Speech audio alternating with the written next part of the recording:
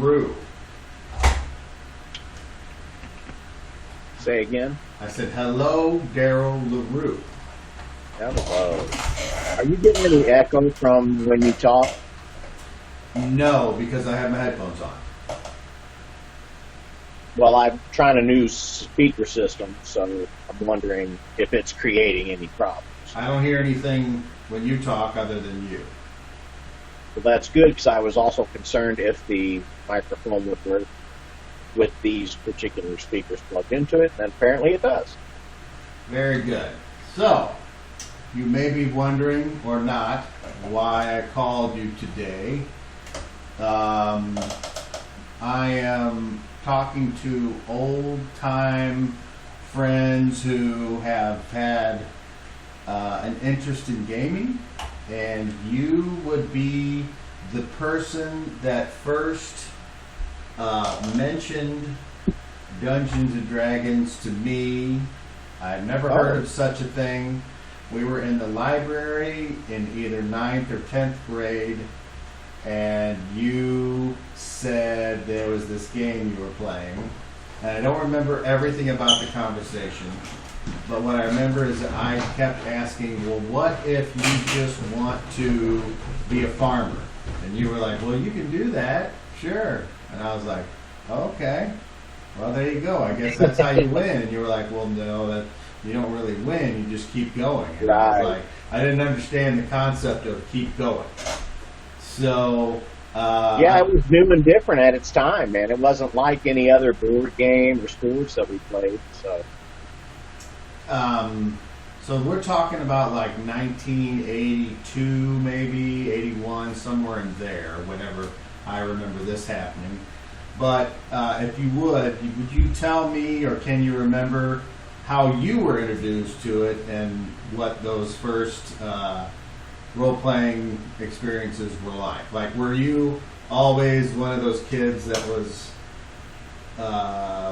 playing games, or were you more, I already know the answer to this question, but were you like a kid that was doing sports or whatever? But what was your jam when you were a kid? Well, I did play a lot of games. Brian and I hung out a lot every day, me and Matt and Brian, and we would sometimes make our own games, the actual board games, with cards and spaces, and based on other games we played. That was a lot of fun. But as far as Dungeons and Dragons goes, that also was in the library, and it was between 8th and 9th grade, summer school actually. And Bob said, "Hey man, found this new game, and my buddy's ready to wind up and play it. And we need a second." Bob who? Bob Meharry. Bob Meharry. Yeah. At North Jefferson Middle School, so that would have been 76 or 8. Well, in 76, I know I was in 5th grade. Between 9th and 10th grade. Okay, so that would have been 1980. I'm sorry, 8 and 9. Okay. Because I hadn't gone to high school yet. Jefferson County Middle School. But I went back in the back of the library, same as you, it was the library where it got mentioned. And there was Jim Garrison, ready to run the beginner's box, D&D, Village of Hamlet situation. And Brian and I grabbed a character that was ready-made. We started playing. So who was there? It was Jim, Bob Meharry, you. Who else do you remember? Nah, I said Brian, I was mistaken. It was Bob Meharry and I who were playing, and Jim was acting as the dungeon. Okay. And that was the first time I met Jim. Bob and I have been friends for a long time, but maybe not the first time I met him, but the first time we actually interacted, because he was a year ahead of us, in school. But, okay. And that's how I got into it. What do you think that you were hooked right away, or did you kind of go away from it and then come back?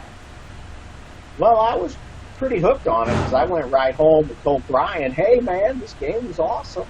And his dad was one of those dads that Brian could say, man, it'd be cool if I had these books that I could play this game with my friends. And he got them, so we started playing.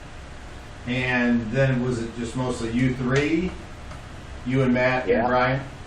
Did any other neighborhood kids? Involved. Okay, so there were a few other neighborhood kids that tried. Later, Joe Bates and you. And what did you prefer doing whenever you were gaming back then? Did you prefer DMing or playing, or did you guys like switch on and off every other one because nobody gravitated to a certain side? We did switch back and forth. We'd use the modules mainly, but we like to create our own adventures too. And in the beginning, you know, what's known now as Monty Hall was set up so that we could be cool. We made all these characters and got rich and famous. And, but then after a while, we realized, you know, more subtleties of the game. What it wasn't all about character. Can you remember either your first character or a character that you sort of felt like was your favorite to play? Or even if you know both, like who was your first, and then I think I might know who your favorite was, but for those of the people that don't know, go ahead and tell us. Well, the first character that, and might be my favorite, was Galvez. And he was a fighter, magic user, so he got to do all the cool stuff. And but again, that was in the early days when it was just me and Brian switching back and forth and making adventures for each other. So. And did you have Brian? This is a long ago story. But did you guys do? You didn't have the dice, so you just rolled d6s and like evens was a hit and odds was a miss. Does that ring a bell at all? Not really. Okay. Like I said, I remember like with Bob, they had the beginner's kit, and then I don't know if Brian got that as well. So I remember having dice from the beginning, but there were other games that we just used D6s. Like I said, we used to make up our own. And I always liked the miniatures. And, you know, I was always a fan of sculpture and art, and then I got enthralled, I guess, by the miniatures and the detail on them, and painting them was a great hobby of mine, so it was fun to get into that, create the creatures and the players that we were going to be using in the game. So I always enjoyed the tabletop aspect of it too, not just creating.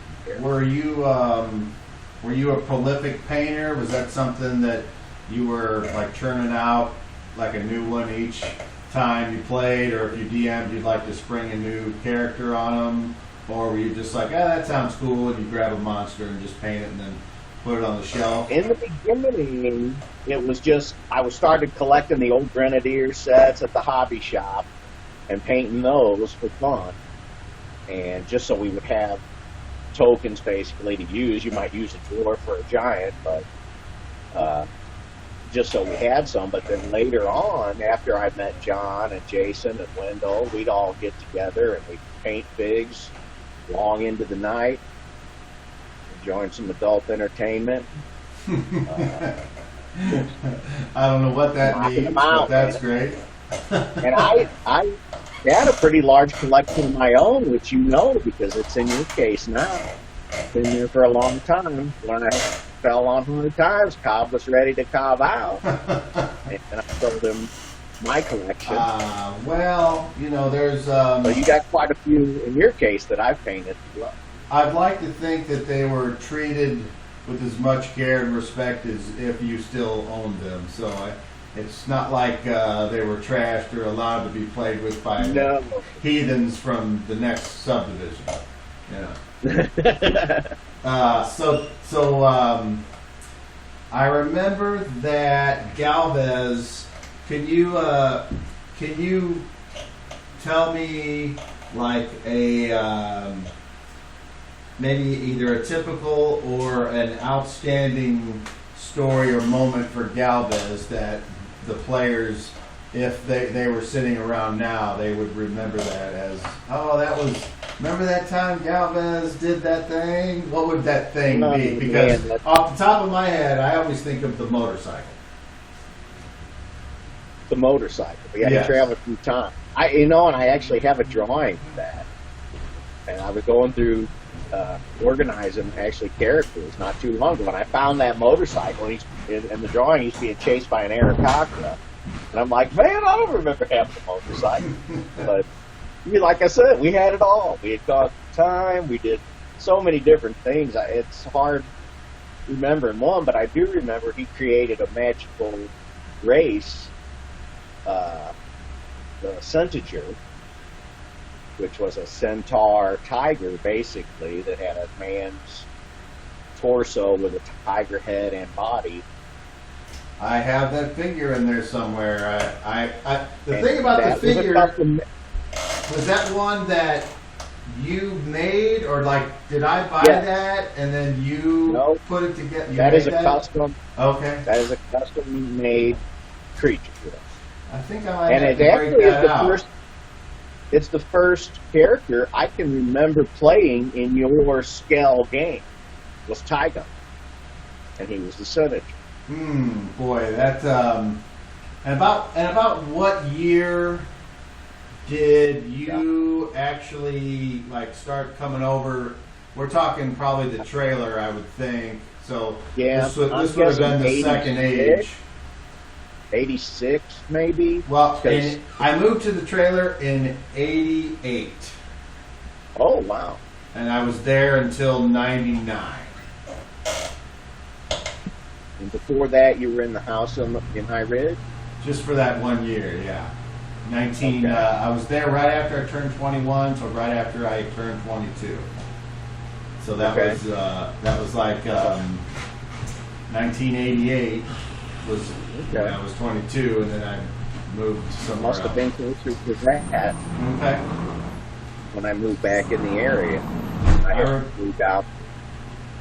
I remember back in the house up there in High Ridge, we played Villains and Vigilantes and some Star Wars, but I don't remember playing a lot of D&D for that particular year. I guess I took a year off or something. And I never did play your D&D game, but I had heard John and Jason talk about it. Well, I know you did play a little bit because you made this character called Justice. Okay. At Brian's, I remember you playing D&D in the game at Brian's house, his dad's house, in the kitchen. And that was back before we graduated. Was that the one with like in the desert, and we went into some kind of building, and it was like Derek Rhodes was playing in that game, Randy's little brother. And you remember a big trap where the rock door fell on Derek and smushed him, and he took 100 points of damage. And yeah, that's interesting. I'd forgotten all about that. Derek was there on that, and that his character died pretty early in the game, as a matter of fact. Because Brian was like, "I'm not going to roll 10d10. I'm just going to roll that." Oh, you took 100 points. Okay. Yeah, you had that. And nothing we could do about it. No. I think I cast a limited wish because we found like a scroll or something, and I cast, and I said I wish that the rock had not fallen on him, because I asked, I said, well, a limited wish, will that allow me to heal him? And he's like, no, but you could like wish for the rock to have never fallen. I was like, all right, I did that. So you reverse time with a limited wish. That's awesome. I guess. I mean, to this day, I don't know if that was legal, but we didn't. Like you said, we just went with it. We were there to have fun.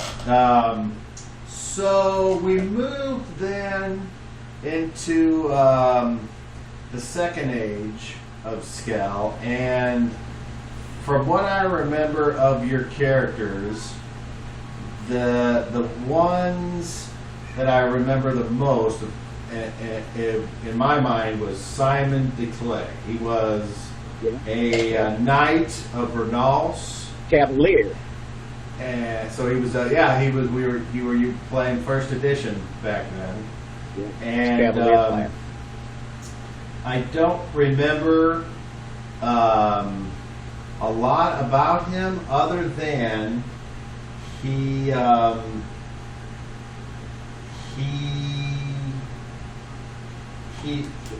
don't remember him ever like dying, but I remember there was a story I ran where he had gotten use of a magic lance and was taking part in a tournament, and you kept rolling ones after one, and I was like, yeah, but the one doesn't work because you got the magic lance, and then all the whole time on the inside I was like, this motherfucker can't stop rolling ones. So I seem to get like that every now and then. yes, you're very streaky with your dice rolls. You're by far the streakiest roller that I've ever gamed with. So there was Simon DeClay, and then the last I heard of him is he had just settled down in the town, and I don't remember. Do you remember any of the final or any moments with him besides that come to mind? I remember the tournament era there, and I think as far as I remember, he just settled down with his family in Renons, and he had a blacksmith shop there. He did have a son who I wrote a backstory about, but I don't remember ever getting to play Cassius. And I don't have any. Yeah, was that Cassius Dumont? Yes. And that was kind And of. he was a bastard son. He was a bastard son from another town when he was out cavaliering.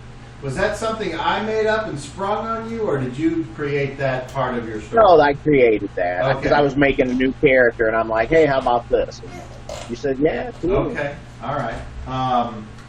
And if I remember correctly, didn't Simon DeClay either have or was given a spot somehow in association with Jakara in town, or was Jakara like given some kind of discount to go to you because you were adventuring companions, or what? Do you remember the nature of that relationship?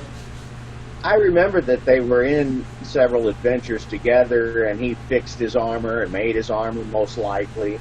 Don't remember positively, but I do have a copy of Jakara's letter that he had given to some of the different players that he adventured with, which was like free room and board and meals on the house for the Blue Bolt Inn. So whatever city we might be in, we could present this I ticket, see. basically. Okay.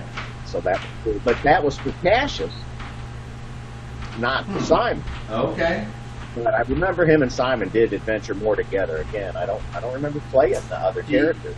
Do you remember any of Sir Simon's interactions with any of the other players' characters? Like any, I would assume that at some point there were harsh words spoken between Simon and probably Gaspar, or Simon and Mud, or perhaps even Simon and Wendell's character. Although I don't know.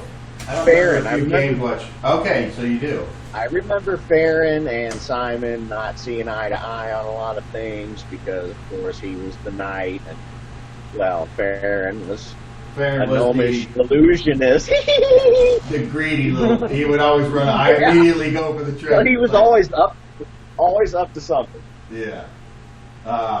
That's funny. Of course, Gaspar being evil, I don't think Simon and Gaspar ever adventured together.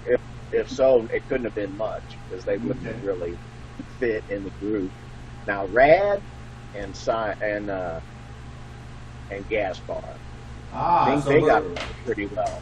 Please, because Rad, before what you're gaming now, Rad was prominently your character, not prominently. He had shown his visage supposedly, in one of the stories I ran for, called like Return to the Desert or something. It's on this channel.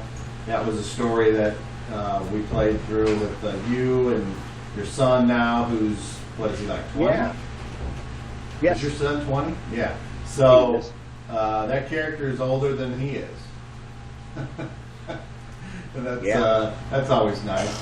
And now I remember a couple things with Brad. He had one of the best moments of all time. But I'm gonna ask you if you could give us a brief description of Rad. And first of all, what do you remember his full name? His name was Radra Magal. Magal was a title that meant. Does he remember? At one with the scorpion or something. Catcher of scorpions. That's correct. Right. And that was part of your backstory. Yeah. So he had magical armor, and he could transform into a giant scorpion. Yes, that was granted to him by the totem of his clan. He was a member of the Scorpion clan, and he had George Senior. Yeah, I remember that you had went out. It was part of your goal was to find a giant scorpion and kill it, and skin it basically, and turn its hide into armor.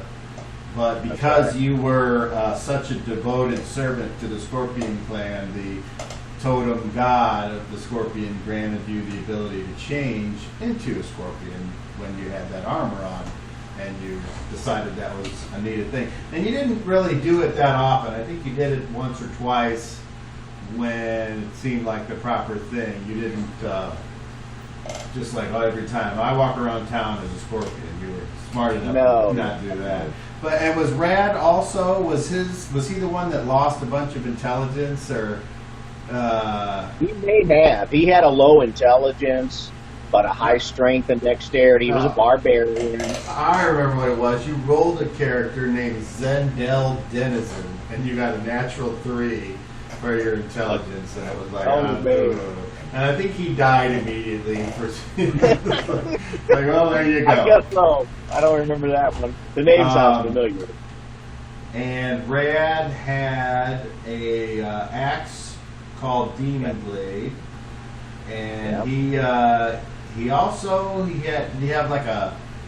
was it like a stone that would allow him to fly, or some other magic item? So it was a magical and enchanted necklace. Okay. That had like a phoenix or a firebird or something. So what do you think might be one of your favorite moments with Radford Magal, if you could remember back that far? Because I certainly do have a favorite memory. I remember a big fight with Rob, Sean's character. Yes. Over what? I don't remember what we came to odds about or disagreed. I think it was over a magical sword. Fight. Maybe. And you were given, or in the you were tasked by either the wizard or the lich or whatever, Lysandra, from the modules, these Greyhawk modules. Remember that name. And it was like, bring me the sword, and I will give you this glove, which would allow you to use the sword because you were evil, but the sword would damage, if you weren't in the right alignment. So you were like, all right, and you went and you confronted Brock, and you guys were fighting, and I think he threw it at you. Does this sound like a thing? And you caught it. It was a big, cool fight. Yeah, you caught the thing, and Rock was like, ah. But you just grabbed it and then flew off, and he was like, whoa. And I remember it just totally fucked Rock. He couldn't believe what he saw, and he was like, how is that possible? And I was like, I do, because of the glove. So, yeah, you Michael Jacksoned away with that. That was cool. Yes. That was back before you tightened your grip on magic as much. I mean, for him to have 3 different magic items at all times was pretty cool at that point. And I think you started to rein it in a little bit after that, after some of the more chaotic characters like Mud and Darbon were getting crazy and just totally throwing you off your storyline and doing every other tangent beside the one you had in mind. It certainly, I think every DM has to, or doesn't have to, but if they're, and it's not even every DM, it's anyone who's in any kind of task, profession, or whatever, but you start in a certain place, and the longer you do that, you get better at it, and you start to see the patterns of how things work. And that could be being a carpenter, or a teacher, or in my case, a DM. And what I learned is that the magic items, though they're cool, if you don't have an interesting story, you can have all the magic in the world and no one's going to give a shit, because then you just have magic and then what do you do with it?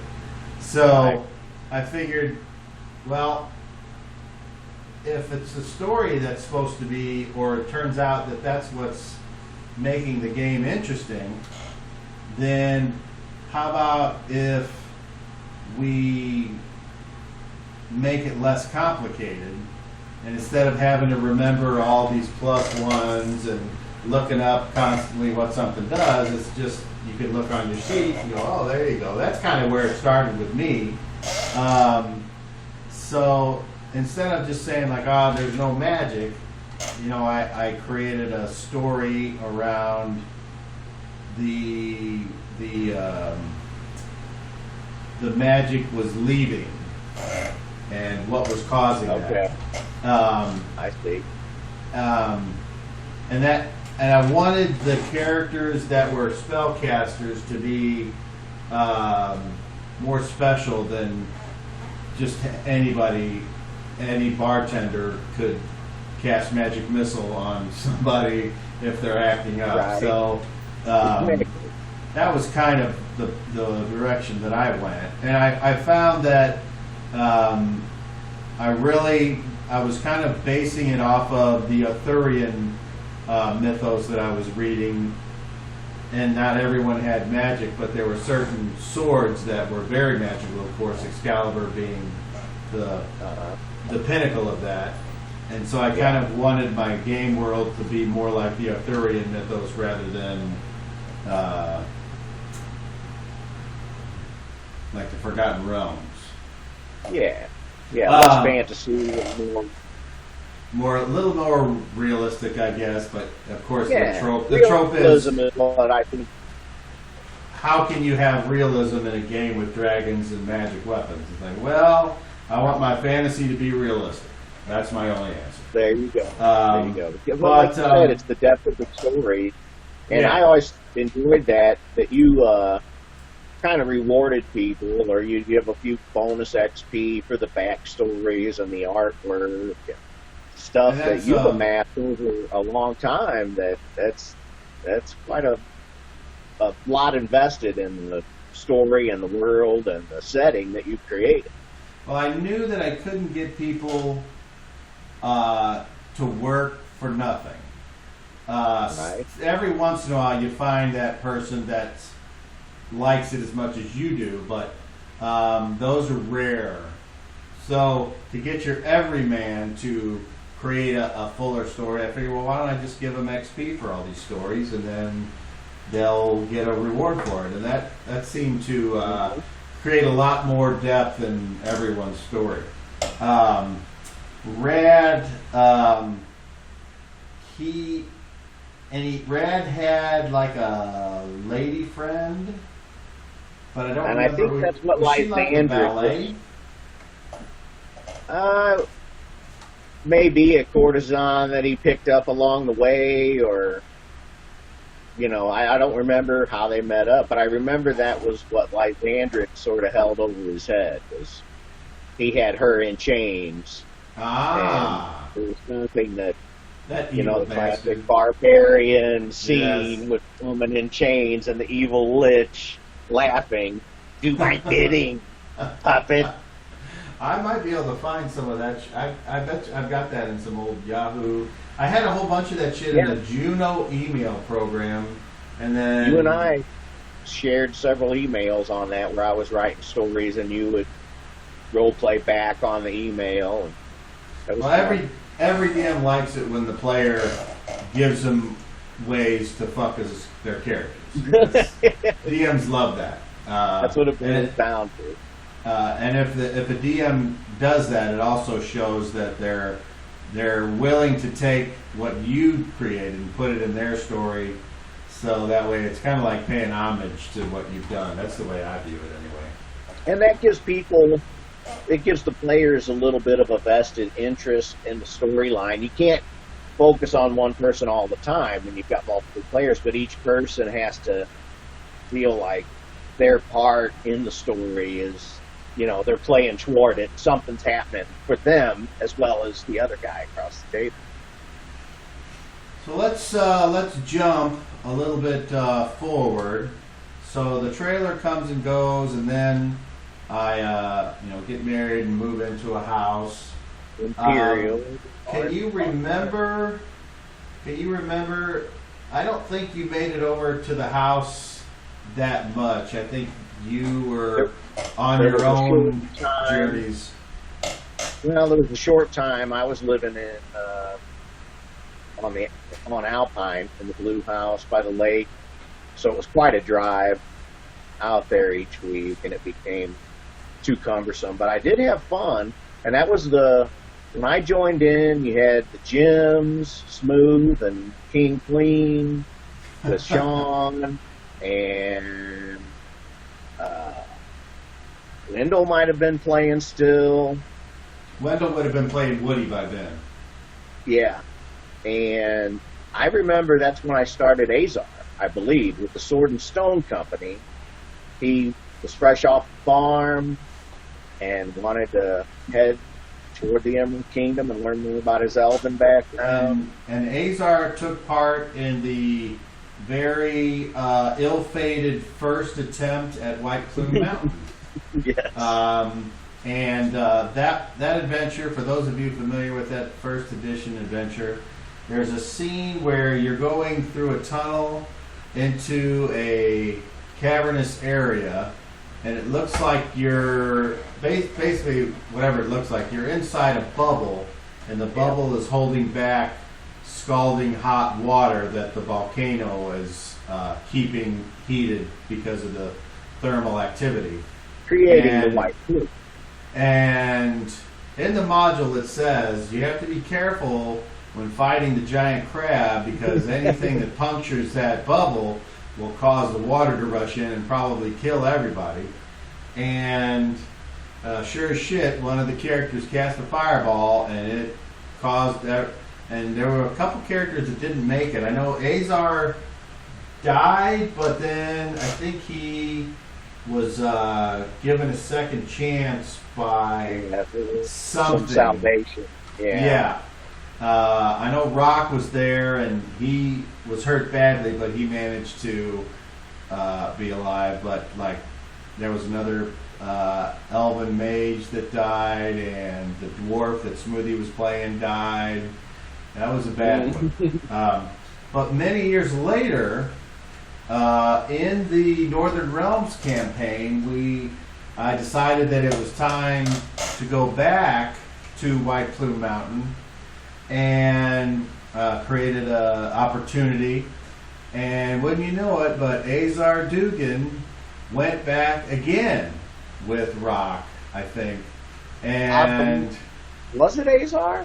I think that might have been. Because you didn't remember, and I had to be like, yeah, you've been here before, and you died here, and you were like, oh, and so it's in. I have a written story When I used to write down the recaps and post them on our website, and that's on there. That website isn't online right now. But I have all that information on a disc, and it's on the web, but it's not like published where people can see it. But yeah, I've got it. Like I could, if I needed to access it, like that time it came in really handy. You know, I was able to confirm shit. Right. So this time you guys didn't kill yourselves, so that was good. It was frustrating for me, man. I remember playing that. It was like, I hate freaking module. Yeah, it was. There's traps everywhere. You got to roll all the time. I mean, and that's playing the game. It's getting it on. That's a particular story. Yeah, is called Return to White Plume Mountain. So you could look for that on this channel if that would be something that would interest. I'm talking to whoever's watching. I'm sure you'll add to it. So, and then at some point, you made the character that you're playing currently an elf that somehow ended up becoming a monk of Cahulin. Yes. And the story, is one of a classic story of a child being left, if I remember correctly. That's right. And being taken in by the monastery, kind of like in the Three Stooges movie when they throw the duffel bag on the porch, and when Larry David opens the thing and the thing, that's pretty much what you knew. So that's what happened to Kel. And so, but do you remember any of Brother Kelf's early adventures? Because I would have to go look those up, but I don't, other than you had been on a time traveling adventure before, and you had gone to the Dwarven Kingdom, and Bart was being played by Brad at that time, and Brother Kelf was there, and a few others. And I remember that though it was like there was going to be a war between the dwarves and the bugbears, and this was something that was in the history, but you guys went there. I don't remember why. Kelf had a dislike of bugbears. And the story went something like the dwarf king was scared and didn't want to fight, so Cahulin stepped in, and they all got ambushed and killed, and you guys were there for that, but somehow the shame that was put upon the dwarves, or there was a big fight between the leader of the bugbears and the leader of the dwarves, and somebody else had to step in because the Dwarven King was too scared. So Bart changed whoever stepped in to fight, and it might have been Kelf, but changed him to look like the Dwarven King, so that way he didn't, the shame the race bore after that kind of went away going forward. And that was really clever by Brad. And Brad had his moments. No, definitely. Yeah, Bart was an awesome character. So first of all, what do you enjoy playing, or what about Kelf do you enjoy as far as just playing? Because he's very unique. I like his simplicity, as far as he's not super vocal. He don't have to be the leader. He's fine. He can go on his own, and he's not afraid. He's confident. He's got his abilities, and he can do his thing. So, but he's also used to being in a group and trying to make people happy and keep the flow going. I do enjoy the spell use instead of. It's not much different with the priest. You have to pray for your spiritual connection in order to have your spells, but you don't have to study and carry all the books around, man. So he's just fun, and then the martial arts of it, he's the modern day, the fictitious timeline, Kwai Chang Kang, just walking the earth, being a monk, I think that might have even been the impetus of when I saw Pulp Fiction. I'm just going to walk the earth. It made me think Wow. of a monk character like Chang Kang, and he's just trying to help people. He's just an innocent. Here I am to help. I've been sent by my God on a mission to do this thing, and I'm going to help people along the way and seek help for if I can get it. He's just What, a fun character. while playing the actual game, what would you say would be your like favorite thing, the thing that keeps you playing, and then on the reverse of that, what's something about the game? It could be anything, or the setting, or whatever, that you absolutely are like, man, if that's something that could go away, that wouldn't hurt my feelings. So let's start with what's something where you're like, yeah, that was really cool. What? I like trying to find creative ways to use my spells, or at least use them properly, instead of, I'm going to try this, and then go, wait a minute, it doesn't work that way, so let's rewind. I've enjoyed that about Kel. I've gone through, I'm organized, I got the sheet all laid out, and I don't know, I think the imagination part of it, and just at this point, I don't do a lot of social interaction. I'm a hermit by choice, but it's been fun since I joined this digital online game, and it's kind of a new aspect of it for me because I can play here in the comfort of my home and everything's at my fingertips. I don't have to drive 45 minutes one way and then back home on the weeknight when I have to work. That's been enjoying the new thing, but just the creativity and the use of the imagination and the fantasy world. I guess you could say the escapism of it is what keeps me playing, and what I enjoy most about it is just being able to do these fantastical things, and it's the alternate reality. I guess. As far as things that I dislike about the game, I don't know. I really can't think of a bunch. I do like. I enjoy Starfinder. I don't know if you played that at all, but I was on a kick because it's more futuristic and weapons and energy swords and blasters and spaceships, and I like that sort of thing too. But that's not really the D&D world, so I don't hold that against D&D. No. But I found recently in the past 5 years that, man, I really enjoy playing the sci-fi, like Guardians of the Galaxy type action. Did you ever play any Star Wars? A little bit. When Brian lived over in Barnhart or Antonia or something close off the 55, over there off Antonia Road, but he had a Star Wars game going on. I remember playing that a little bit. I found a couple old character sheets for that, but I couldn't tell you what we did. Very good. Yeah. One thing that you haven't brought up that I really is a standout moment as far as playing the game and getting just an interesting storyline was Egan. Do you remember Egan? Yes. Yes, the I assassin? do. Yes. I had been out of the game for a while, and you called me up and you said, "Hey, man, or maybe I called you and said, "Hey, is it possible to get back in the game?" And anyway, we worked it out because at the time you had, again, I mentioned the chaotic players, Mud being in particular, that was pissing a lot of people off and making enemies instead of creating allies. Just so people are aware, what we're talking about going back to that second age back in the trailer.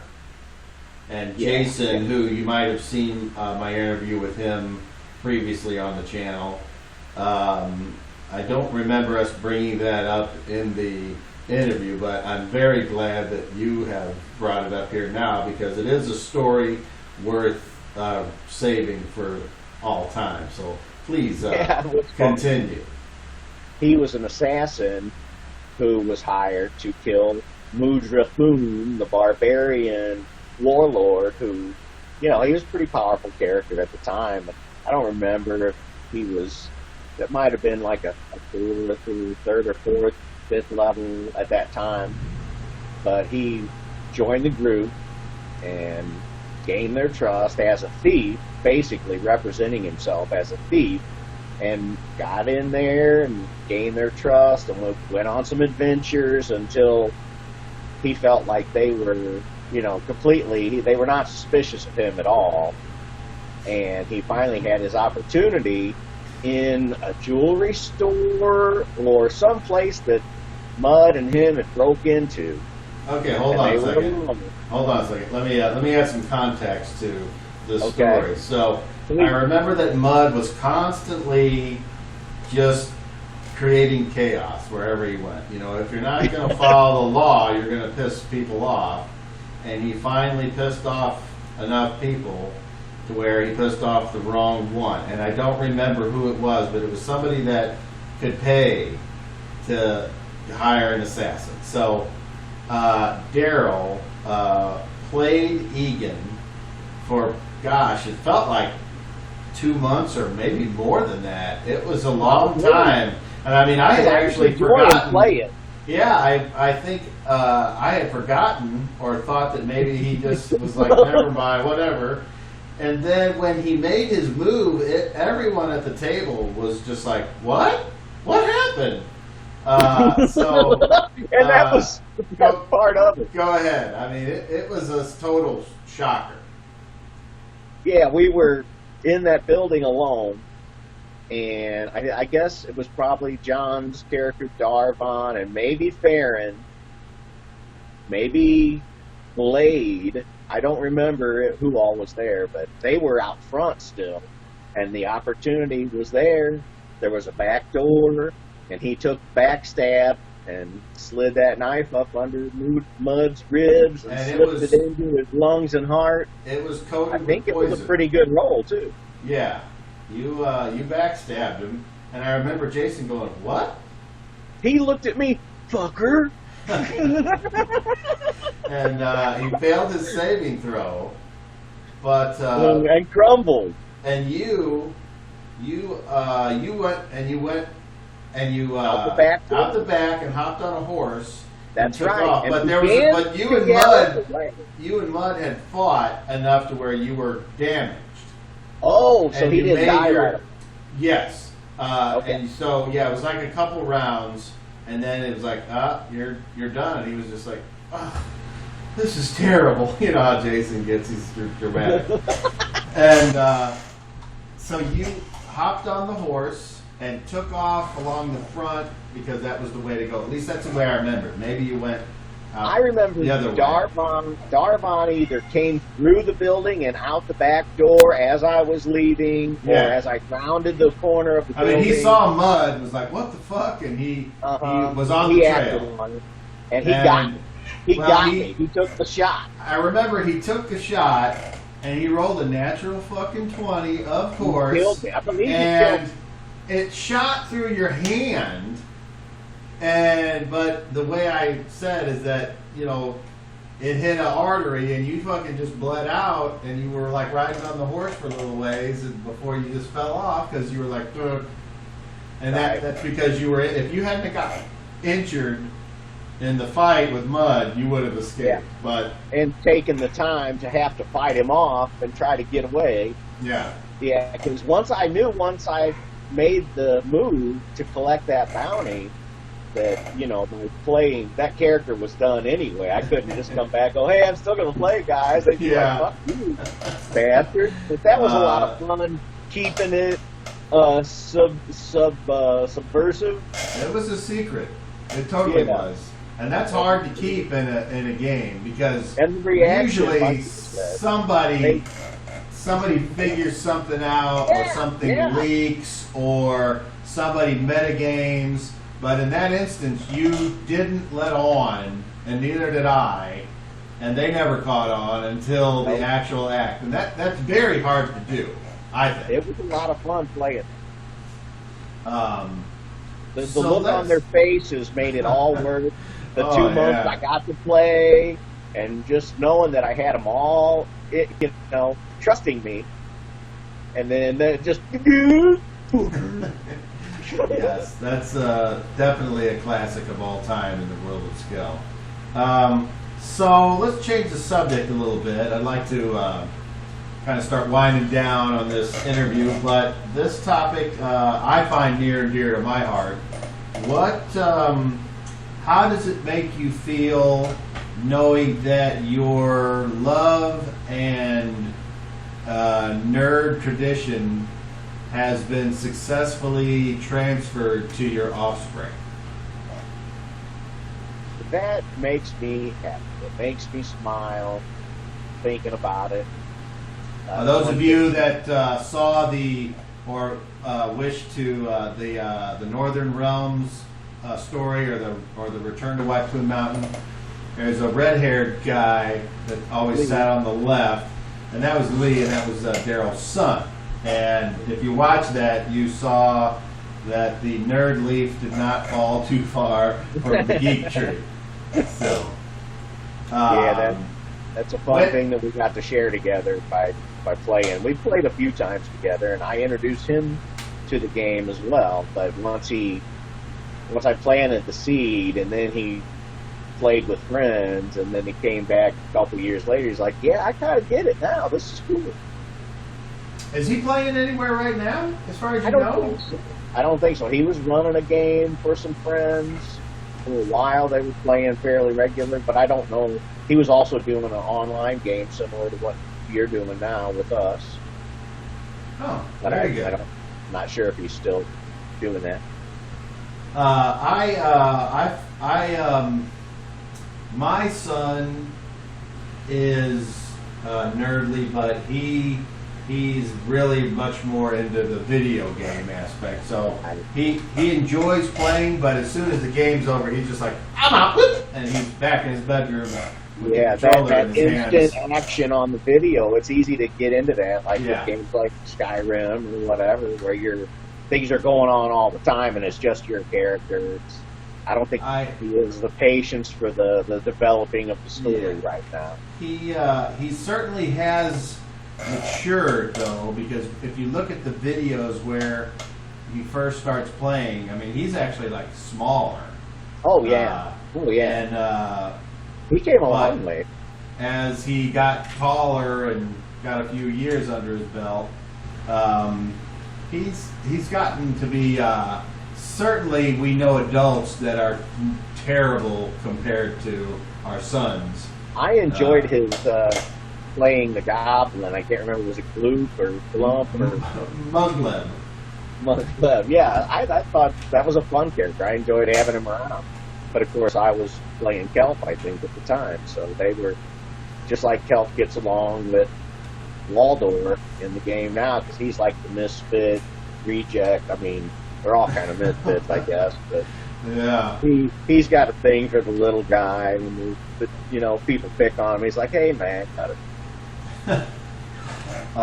He's doing good.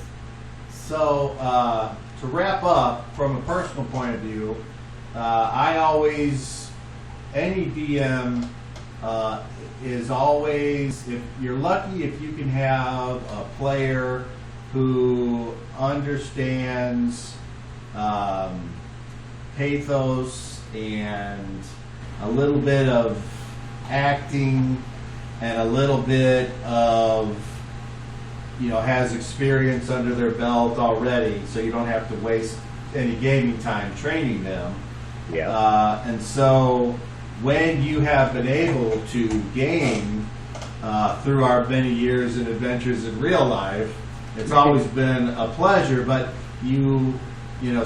as adults, we have to go through things and you have to drop out or whatever.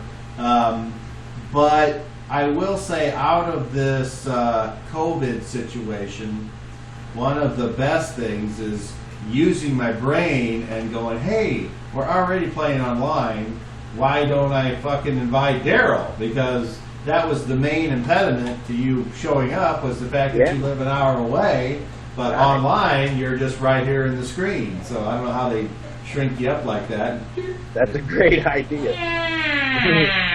But,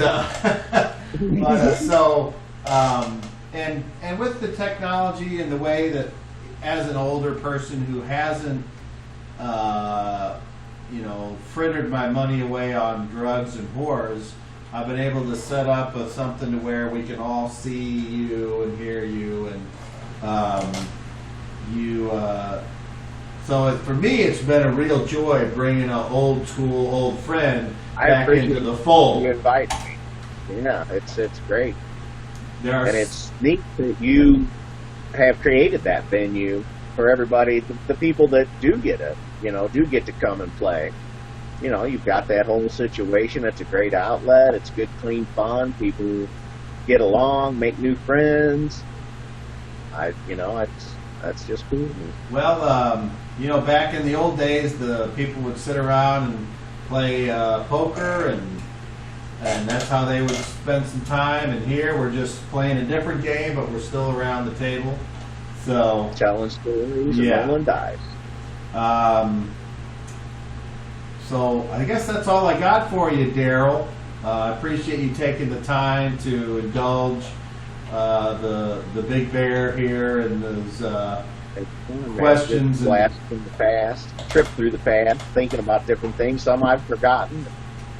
Some, like I said, the one that sticks out is the Egan adventure. That was a lot of fun. Yes.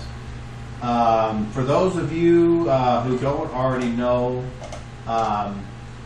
I run a game weekly on Thursdays from 5 to 9 Central Time, usually, unless like there's a holiday or something comes up. And I've started streaming it live on Facebook, and then I can put it up on YouTube right afterwards because Facebook lets you download it. So there are more professional stories and games out there, but each game is unique, each group is unique, and so with these interviews, I'm hoping that you will just get a little bit of insight into why we enjoy it, why anyone would enjoy it, even those people that don't necessarily think that fantasy and Tolkien and stuff is that cool. It's the interaction with your friends that otherwise what would be the point. So it's kind of like just another piece of the cake that you're making. So Darrell, I love you. I appreciate you coming on. I hope to see you in a couple days, but on that big TV over there. Yeah. Sounds like fun. All Thanks right, for having brother. me, man. And Bye-bye. thank you for watching. Cling! Roll them 20s.